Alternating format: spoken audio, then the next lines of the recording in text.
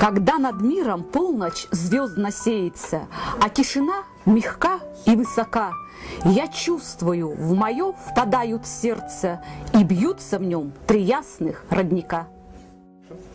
Я в них гляжу все пристальнее и строже, и вижу в первом на крутом кряжу себя на лыжах, что подшиты кожей, неспешно по хребтам веков скольжу.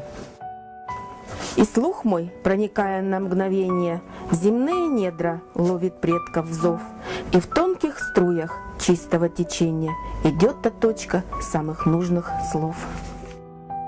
Второй родник пульсирует упруго. В его сквозной прохладной глубине я разгляжу сперва улыбку друга, того, кто в горе в счастье верен мне.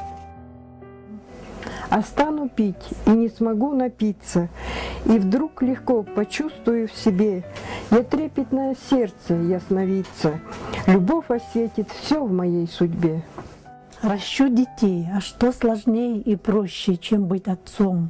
И я уберегу твоей любви березовую рощу, что так бела на дальнем берегу.